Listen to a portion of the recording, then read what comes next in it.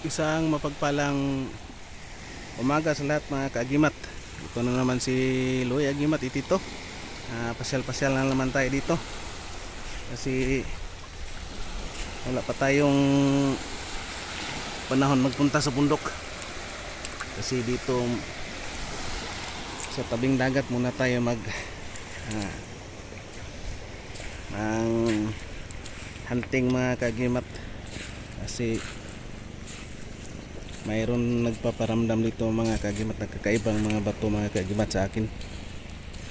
Maniwala mga kasi hindi, pero subukan natin hanapin mga kaagimat.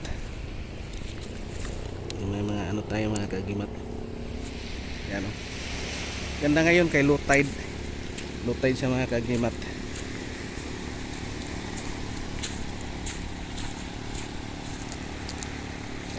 Subukan natin baka makahanap tayo ng ano dito, swaki na nagiging bato mga kaagimat. Kapalarin tayo, makakuha tayo ng swaki. At ito mga kaagimat, mayroon tayong nakukuha na kakaibang bato mga kaagimat. Yan siya mga kaagimat tingnan mo siya mga kaagimat, ano siya, normal na bato yan. Pero kaibahan dito mga kaagimat, mayroon siyang yan nakabaon na mga sinag-araw na bato na din mga kaagimat. Maliliit lang pero yan ganda. Hindi talaga yan kahit kiskisin mo pa yan hindi matanggal mga kaagimat. Pero bato na yan mga kaagimat solid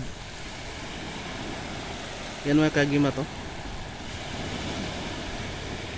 yan sinag-araw na nakadikit na nagiging bato na siya mga kaagimat. Kakaiba. Hanap pa tayo ng ito, dalhin ito natin mga kaagimat kasi ito maganda ito pang ano lang, ilagay lang sa bahay, sa gilid ng bahay. Ito ay nagbibigay ng protection mga kaagimat. Basta ganitong klaseng mga bato mga kaagimat, di siya kasi malaki man, pwede dalhin sa malaki-laki siya, mabigat sa bag. Ang purpose nito mga kaagimat ay yan lang, iwan sa bahay mga kaagimat. Yan maganda. Yan siya. Yan kala ko lang, nakadikit lang siya na pero hindi, baon talaga yung niya, nakabaon talaga mga kaagimat.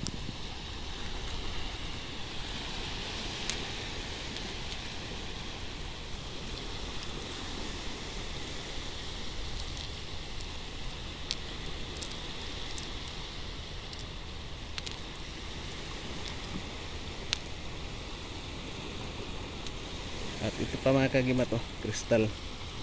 Yan maganda ito. Unahan natin, inisa natin mga kaagimat. Dito mayroon talaga, marami talagang mga kakaibang bato dito sa lugar na ito mga kaagimat. Kasi dito ako dati nagsimula, yung una akong nanghunting ng mga kakaibang bato mga kaagimat. Yan at ito mga kaagimat yan ganda yan mga kaagimat. Pang sa bao, panglagay sa bao yan mga kaagimat. Yan ang